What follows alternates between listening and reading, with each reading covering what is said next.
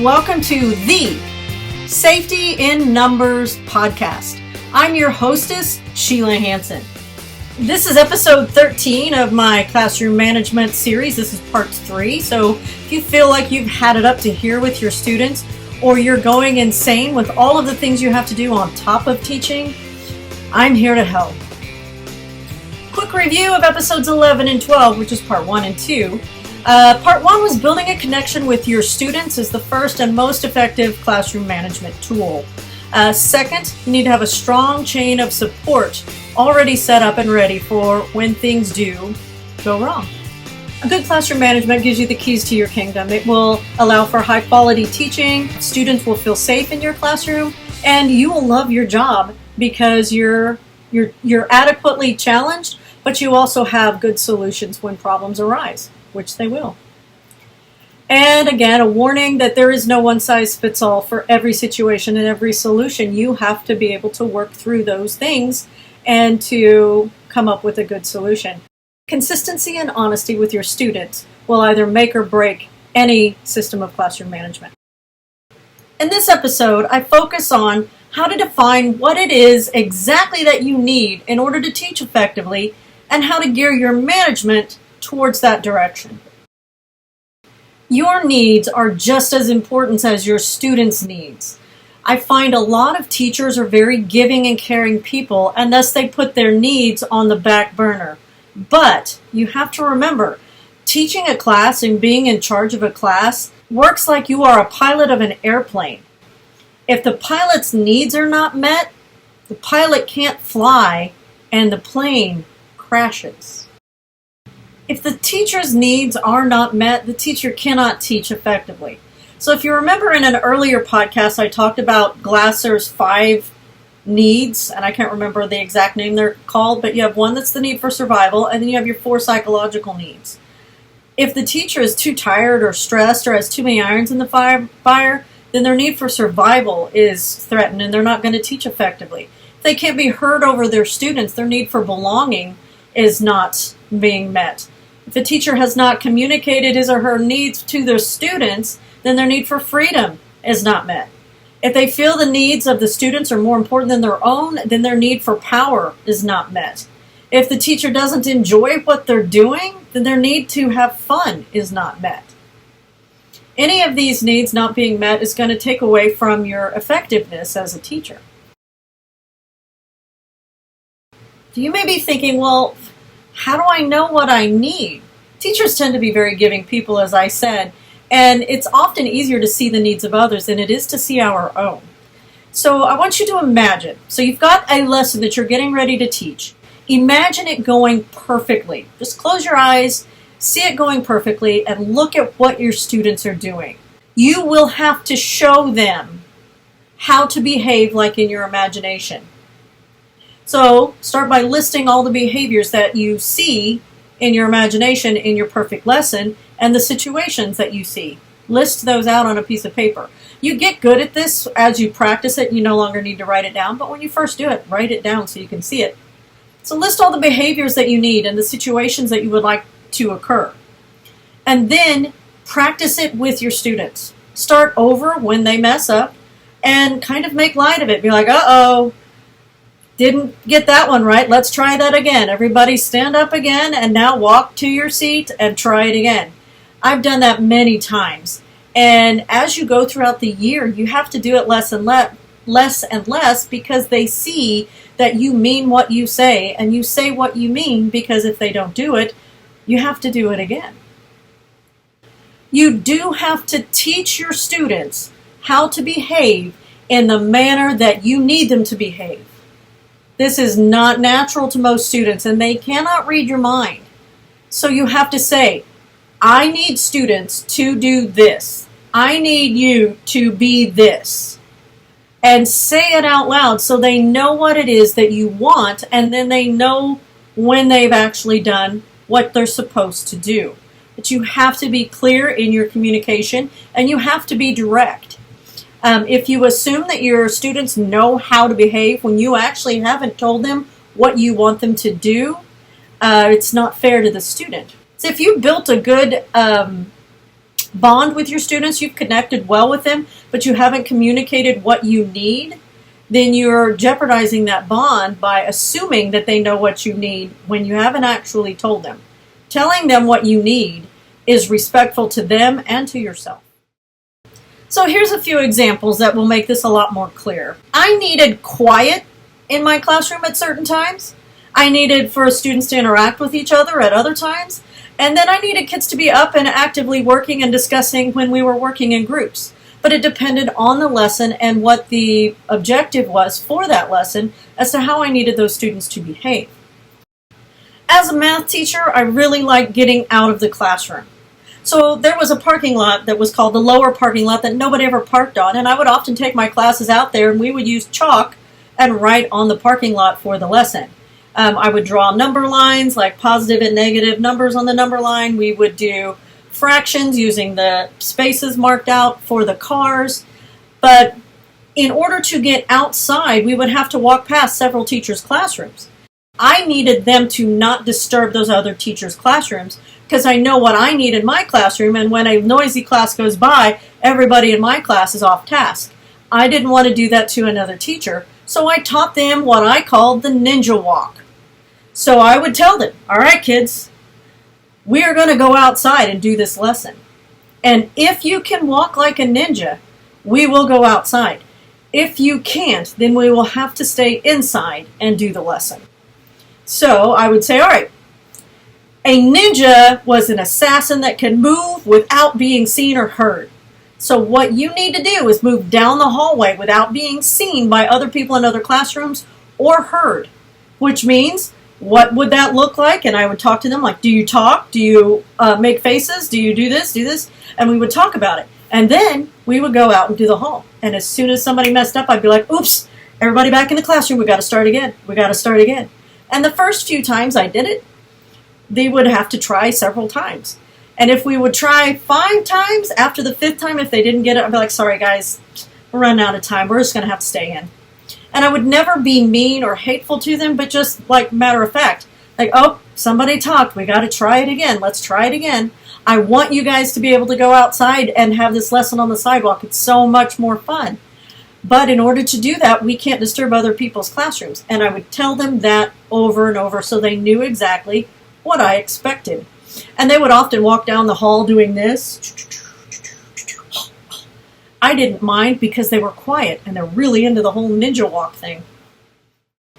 We would often have these tasks in which the students would have to work in groups in order to figure it out. Like some of my Fun Friday stuff, like how many blocks are in this construction up here. I needed the students to talk to each other, and I needed them to all be on task so that everybody was doing the same activity and somebody wasn't just daydreaming or drawing or working on somebody else's homework. Yeah, I said that right. I would walk around from table to table or from desk pod to desk pod and listen to them, help them find their voices, tell them things to start their sentences with, like, oh, I disagree with that. I think this. And tell them it's okay to disagree, but listen to what the disagreement is and then talk about it. Sometimes I would have the groups present their conclusions. I taught them how to disagree without being disagreeable. So I disagree with your thought there. I understand that you think this, this, and this, but I disagree. I think it would be this, this, and this, and have them explain their reasoning. I also would often have a group leader, like a designated group leader, and I would teach them how to elicit responses from every member in the group. Like, okay, Sheila, we've heard plenty from you. Let's hear from Johnny. Johnny, do you have a thought on this?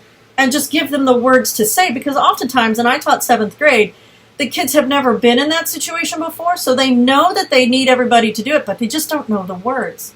So teach them the words. Teach them how to behave in the way that you need them to behave. Now, during notes and lecture, which is often a part of math class, you have to give them the information. And so I would have them take notes. They had to write in a notebook using colored pencils, and I would do it on a screen. Or there would be a lesson video that I wanted them to watch, and they would take notes on. I needed them to be focused on whatever was taking place at the time and not be talking about other things or off task. So I needed the students to see the importance of paying attention and taking good notes. I would remind them that there is a ton of research behind memory and the physical act of writing something down. You can look it up. There are many studies where the physical act of writing something down leads to a better memory and more easy to recall memory than typing it or dictating it into a phone or another digital device. A paper, pencil, notes taking lesson or technique is far more memorable than anything else. And I would remind them of that. Yes, I would tell my students I did research, and I would tell them about the research. Does that mean they would care about the research? No, not always. But I'm going to tell them why I need what I need and why I am doing what I'm doing. I would allow them to use their notes on a test as what I called a plan B. And this would only be if they felt like they started the test and they felt like they didn't know anything, then they could use their notes, but they were not, if they used their notes on the test, they couldn't get an A on the test. That was my exchange. So if they wanted an A on the test, they had to be able to do the test without their notes. If they did the test with their notes and got an A, then the A would be changed to an 89%.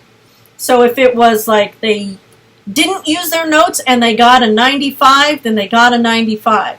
If they used their notes and got a 95, that 95 was changed to an 89, and I wrote 95% using notes, 89% grade on the top of their test, and they were aware of this when they did it. So that was also another incentive for taking good notes. I also did some surprise notebook checks with rewards of homework passes or other sort of prizes that I might have if their notes were good and they were neat and they were complete. I taught them how to take good notes, and we repeated those lessons over and over again. Students often need reminders, just like adults do. You can't say something one time and assume that it's going to be a permanent memory in their head. Doesn't work like that. So you remind your students using respectful language and a few reminders like, all right guys, we need to do the ninja walk. Tell me what the ninja walk looks like. Show me. And I would do that over and over again, just to remind them what I expect. Okay guys, we're going to be working in groups today. What do I expect? If they can't tell me, I would remind them what I expect. After I remind them, if they still haven't done what I've asked, I would ask them, well, why haven't you taken notes like I've asked you to? Is there a problem? And find out if there's something going on. If a kid is not doing the ninja walk, I would often walk with them at the back of the group, kind of whispering to them and talking to them, because sometimes there's something else going on. Sometimes they just weren't able to do it, and so we would have to stay inside. That happened quite often. Some classes would get to go outside and others didn't. And when they would find out that, oh, third hour got to go outside, but sixth hour didn't, sixth hour's like, hey, how come we didn't go outside? I'm like, sorry, the ninja walk, you didn't do the ninja walk quietly enough. And they're like, oh, that's not fair. I'm like, you know what? It's not fair to the other classes to be disrupted because we get to go outside. So I'm not going to allow my class to disrupt another classroom, telling them what I need and what I want. If they're kind of looking for a power move, then allow them to experience the consequences of their actions. For instance, the ninja walk. If they're trying to, like, you can't control me, you can't make me quiet, then we don't go outside. That's the consequence. And then you remind them of what you need in the future and give them another chance. Never allow your voice to be anything other than respectful and full of concern. Now, did I do this perfectly every time? No, because I'm an emotional creature, and sometimes my emotions got the best of me. But when I spoke in control and respectfully, I kept my power, and they respected that because I treated them with respect, so then they knew how to treat me. Didn't mean they always treated me with respect, but just because they didn't treat me with respect did not change who I am. And I always treated them with respect. Miss Hanson, this is stupid. We don't play like ninjas. I'm not a second grader. I'm like, no, you're not a second grader. You can walk without talking and disturbing other classrooms. Can you do that for me? Well, this is stupid. All right, so you can't do that for me. You can either go to a timeout place or something like that. And I would always keep my tone respectful. Number one, keeps my blood pressure down, keeps me in my happy place, and they get stressed because they're not controlling me. They don't know what to do. She's not getting freaked out and mad. I have no control over her. I might as well do what she asks. So this classroom management technique is simply teaching your students how to behave in the way that you need and knowing what it is that you need. So you think of the lesson that you've got planned, you imagine it perfectly and students behaving perfectly, and you make a list of those behaviors, and then you say, students, this is what I want to see in this lesson. And you tell them what you expect, and you teach them how to do it. In the next episode, we're going to be talking about boundaries, specifically your boundaries as a teacher. Knowing what you are worth and where your boundaries are, and teaching your students how to not cross your boundaries. And in you doing that, you teach them how to teach other people to not cross their own boundaries. They can see how a healthy person maintains their boundaries. Thanks for watching. See you in class.